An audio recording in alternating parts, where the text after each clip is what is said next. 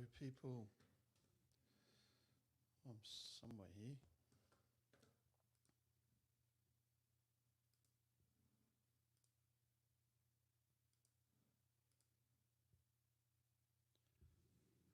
Hello.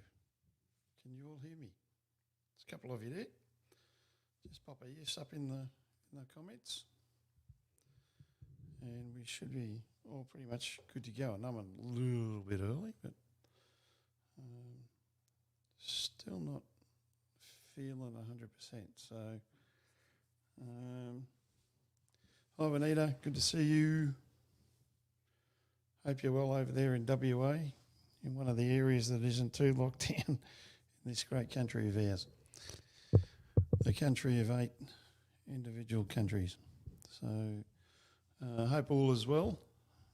Is that background music too loud, annoying, or okay? Let me know.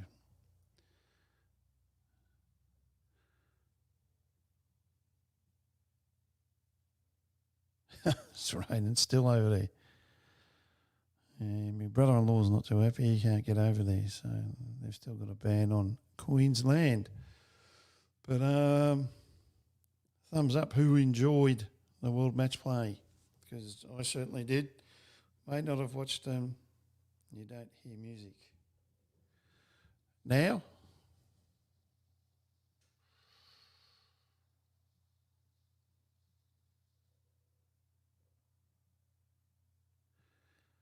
Very weird, because it should be coming through. But anyway, so you can hear that. No music.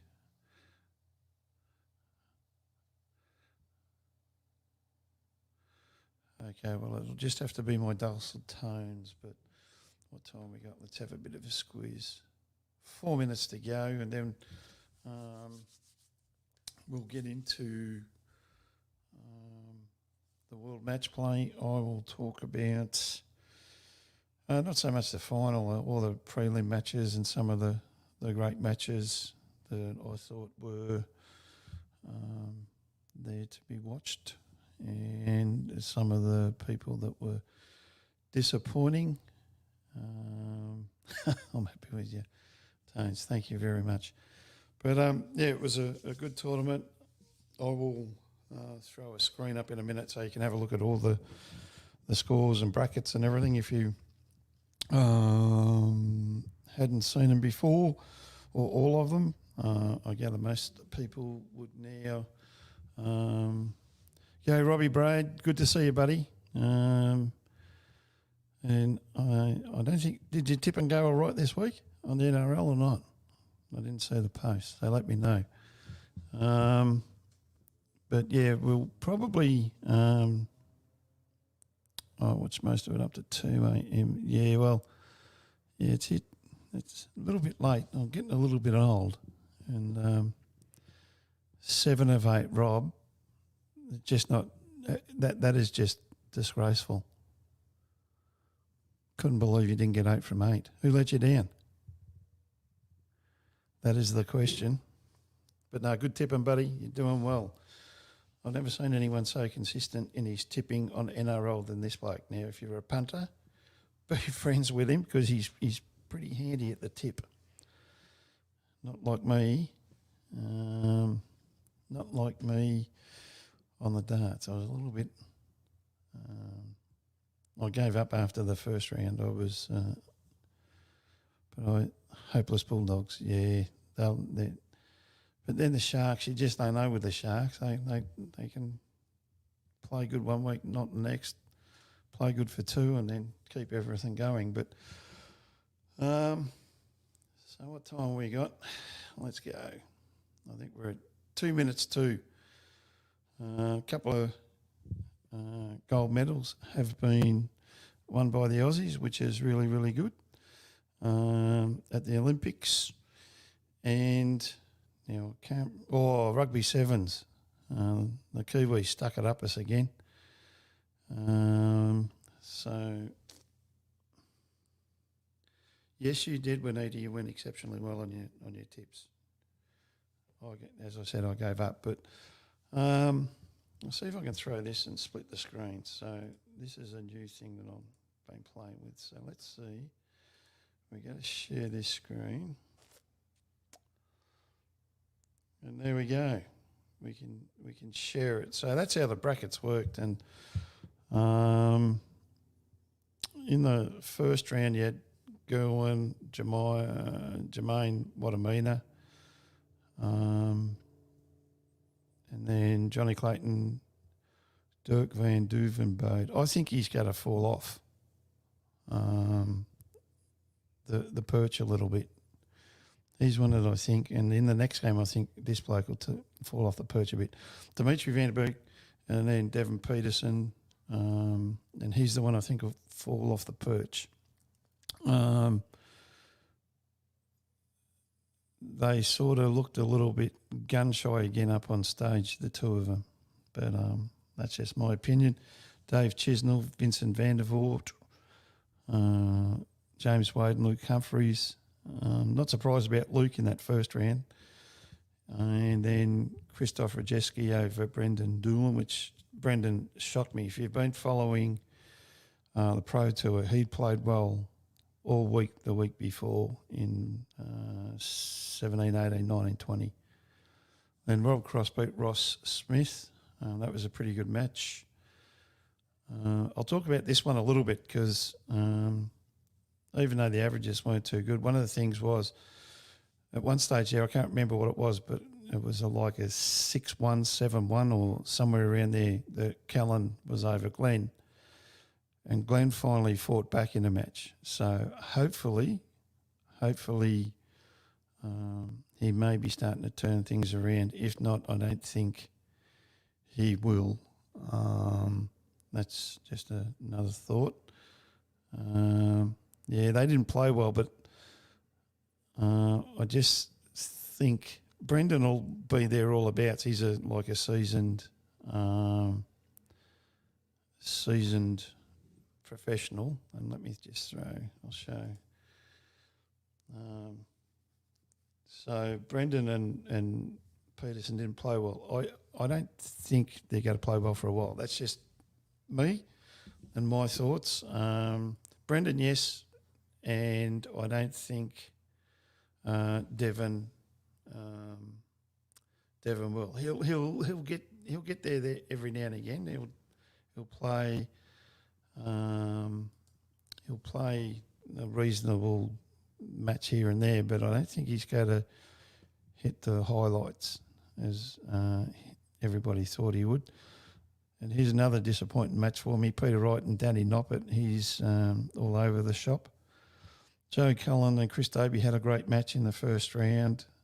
So is Michael Smith, Ryan Searle. Gabriel Clements and Jose de Souza. That was a whitewash, and don't know what Gabriel did there. And then our man, Damon Hedder, against Michael Van Gerwen, 10-7. I think he was 6-4 up. Correct me if I'm not right there, but he was well ahead of Michael. And then don't know if it's thinking ahead of himself or a little bit of Michael came back or whatever, but when he gets to the stage that he got to in that type of match, he's got to push on. But it's only his second year on tour, and I think that'll just give him a little bit of a spur on, to be honest. Then we had Daryl Gurney, Ian White. Ian White beat him. That was a toss-up. They're both as bad as each other. And then Gary Anderson, Steve Bunting. Steve Bunting didn't look like he was the person that won on the Pro Tour. And Nathan Aspinall struggled to beat King in the first round. So they're the opening matches. There was some matches there that you could throw a coin and toss a coin. And, Damo needs just more experience, but I think he's got enough. I think he'll have enough money to get into 2022, so that's a good thing. And then he's just got to step up from there. Then Gerwin Price give Johnny Clayton a bath. And it's quite interesting to see the step up in averages from I'll go full screen on this and then you can have a little bit more of a look instead of looking at my buffhead. So then Dimitri beat Dave Chisnell in a close match. And then Christoph Rajeski. Now, he's going to be a sleeper in any tournament. Now, if you're a bit of a punter and you want to back someone in one of these tournaments, I think Christoph is one of those players that will always give you a good run for your money.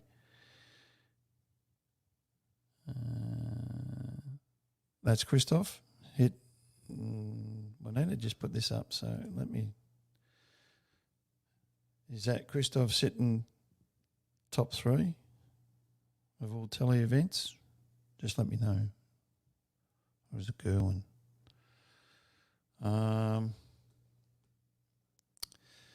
Yeah, and then Rob Cross got beaten by Callan Ritz. That was a shock.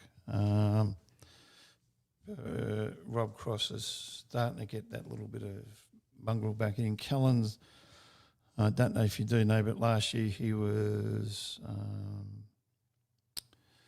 his best young player or something.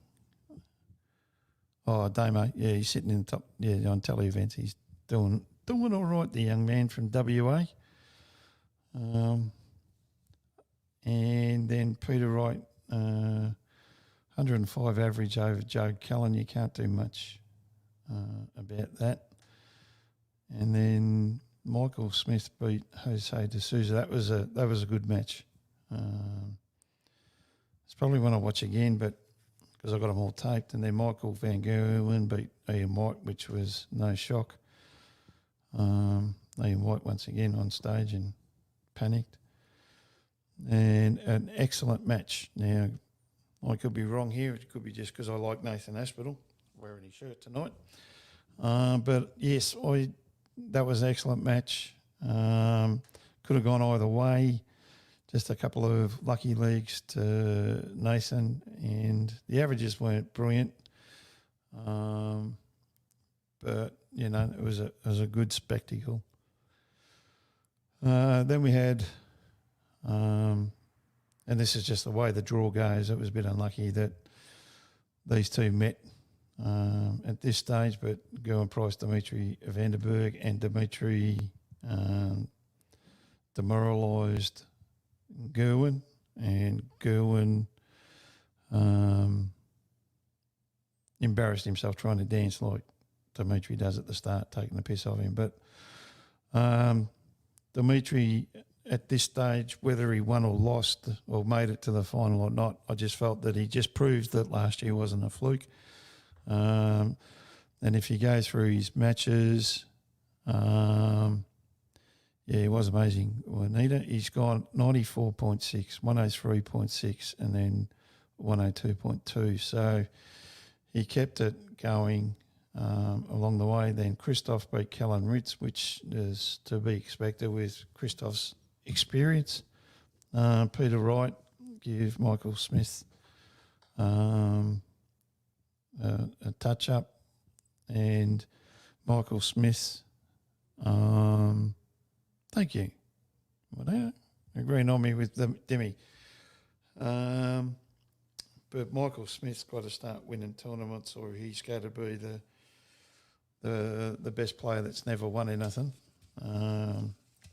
He's got the ability, but he just beats himself.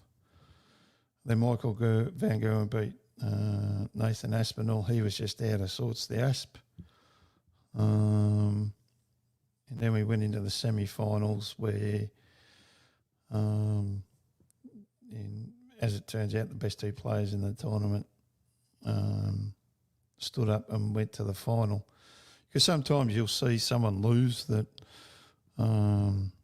shouldn't lose, especially like, say, Jose de Souza and Michael Smith, 13-11, goes anyway. And it's just that person that takes their chances. And then we got into the semi-finals where Dimitri beat Christoph 17 to 9, 98 average. So he held it. He's holding those high 90s once again. Then Peter Wright with an amazing 110.3. That's the highest average in match play. So that's a new record for Peter Wright, and he beat Michael Van Gerwen 17.10, and Michael averaged 101. And then it left us with a final of Peter Wright and Dimitri, where, as we all know, Peter won 18 to 9, average 105 compared to 100, but it was the checkouts. Now I'll just stop that, and I'll just pop up another screen here so you don't see it, but I think he had nearly a 60% checkout. But I'll just go and have a look on the site that I use. Now, if you're not sure, I'll pop this. So I've got that there. He averaged 58.06, 18 to 31 on his checkouts, where Dimitri went 9 to 33 with 27, which is not good enough at that sort of level. Now, there's one thing here that I'll pop it back up. If you want to get to the stats real quick and you're watching the matches and you just want to have a look at them all, this is where you go to live.dartsdata.com, and absolute mega site for all the, you can see it throw by throw. One of the things I'd love to see is Dart Connect, if you're a dart player, actually hook into these matches here, and then you can go off and play in the match play final against anyone or play any match. That'll be a lot of fun. But that's just me being a darts player. Hang on, there's a message coming through from someone that I was hoping to come through.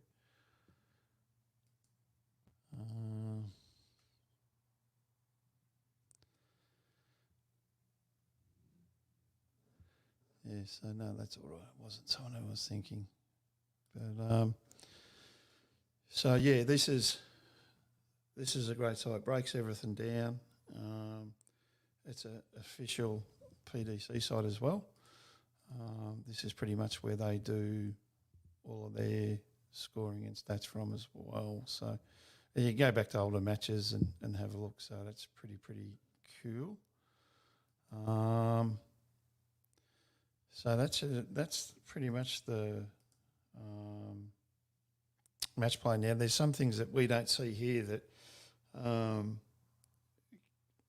the PDC and things go well. There was £33,000 donated to one of the charities over there from all the 180s, and the PDC do that at every tournament. Like televised tournament, you'll see the count on the 180s, and they give money to charity, which is a good thing. And that's a wrap. Now, overall, I think good learning curve for Damo as his first real TV event on the big stage at a iconic venue. Against the number 3 seed. That'll hold him stead. Thanks, Manita Stroke Foundation. Yep. They have 3 or 4, and I couldn't remember which one it was off the top of my head. There was the other thing that I was impressed with, Callan Ridds. James Bailey know all about Callan. He seems a nice kid, and he's starting to be a little bit more consistent. And then, Dimitri carrying it on through again. I think you got to see him one day win a world championship, to be honest. And then who was the disappointments? The disappointment, James Wade. I don't like any sports person that in any time turns around and says, oh, it's no big deal. Well, it is a big deal. You're out there trying to earn a living. And James says that on a regular basis. Then Chris Davey, a little bit of a letdown against Joe Cullen. I thought he might have pushed Joe Cullen a little bit harder than that.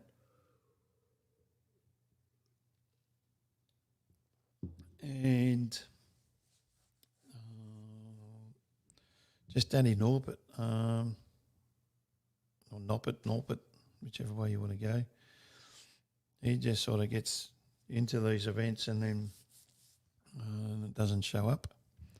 To go down 10-2 against Peter Wright. And let's go back to the first matches and we'll see how bad he really was. But it's not really good when you turn up like, or don't turn up like he does on a regular basis. And he needs to get himself together. So, like he averaged 15% on checkouts, 2 or 13. For me, when playing at this level, it's not so much the tons you throw in the 180s, it's the volume of 140s that you throw, which means that you're pretty much on track. And he only threw 8 140s compared to 13 against Peter Wright. So he's been there and done enough, but he's just a little bit of a disappointment. So from here, now we go into an extra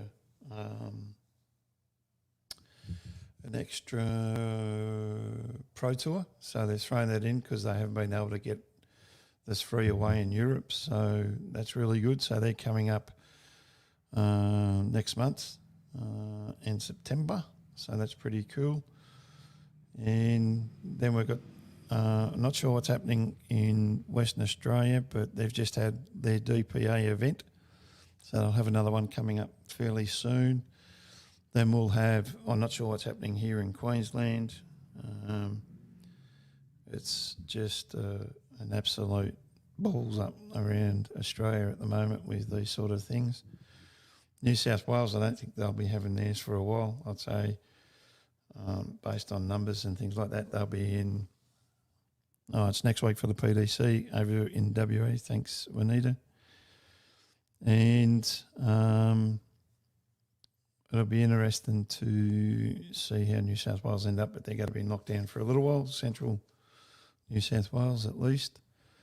And, so that's the show. Next week's show is going to be back on Monday, but we're going to cover more sport next week because it's a little bit quiet on the darts front. So we'll go back to covering all the footy, NRL, and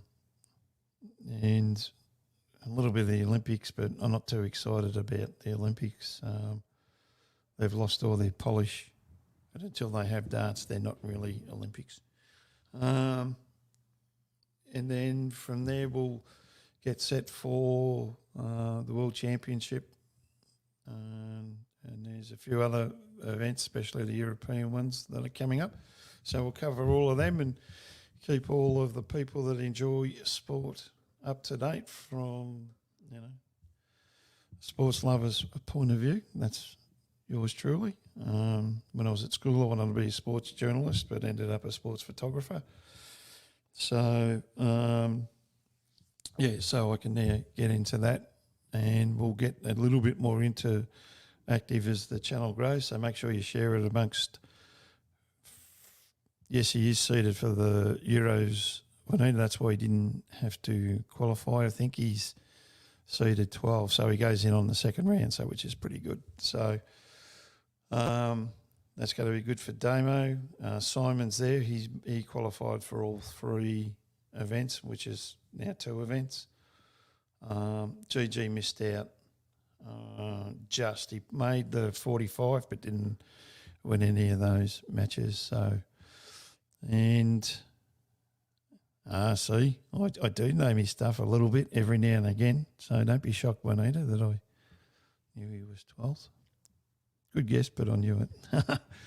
And then we'll start to do some live reviews. I was trying out a wireless microphone, and there was too much hissing coming through my earphones. So that would have meant that you guys would have copped a heap more than me. So I'll have to work on that. And then we'll do some live reviews. And as you can see, I've got one board there, and behind the curtain is another board, and eventually you'll see how I'll set the studio up.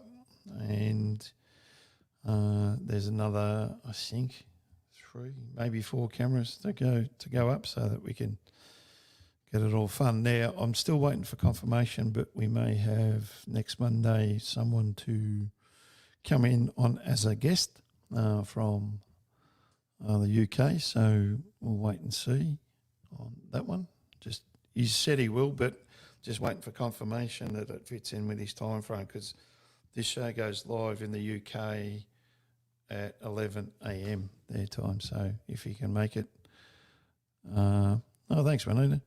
I'm doing my best I can with what I can.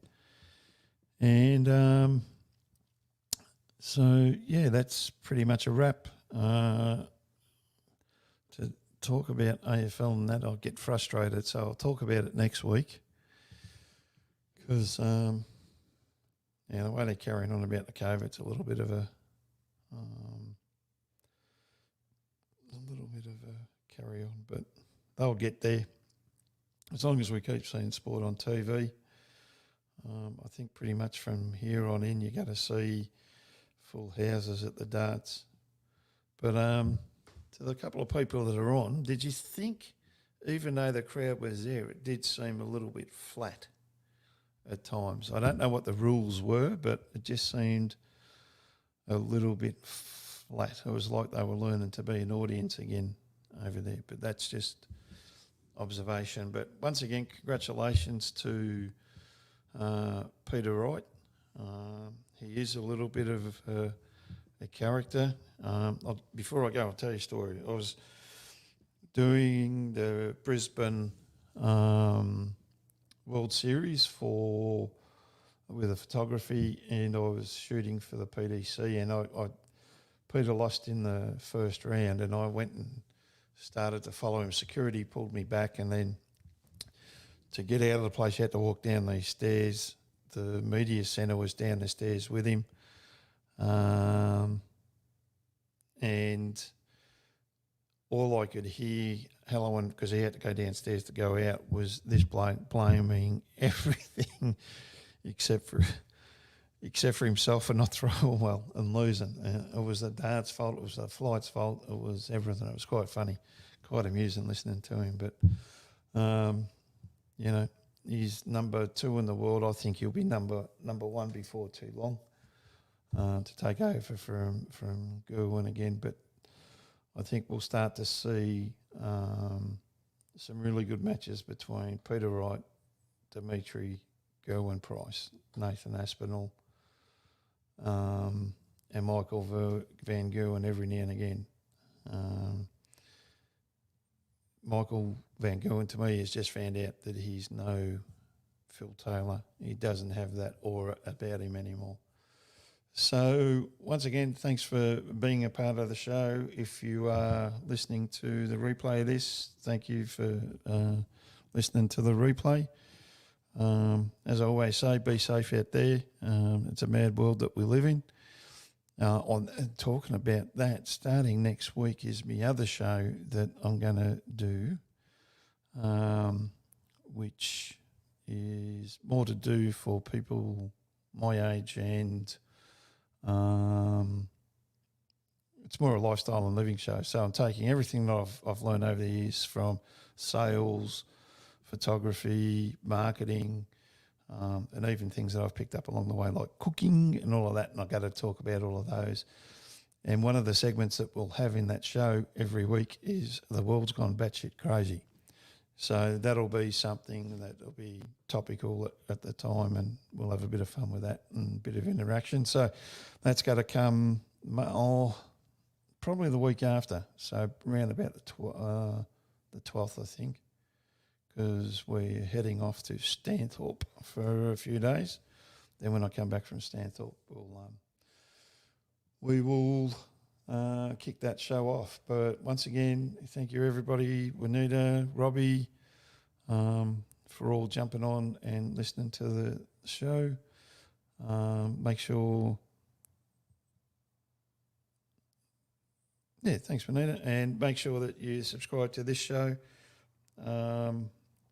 You'll see this feed into We Just Love Sports as well, so it'll be next week it'll be all the shows, and then you'll probably see New Skill, New Life or Lifestyle and Living pop up fairly soon, and then that's that one. So our motto there is helping Generation X navigate through today's world. So that's what that one's about. But once again, as I said, thanks. Make sure you subscribe, share it with your friends, and happy darting for the rest of the week.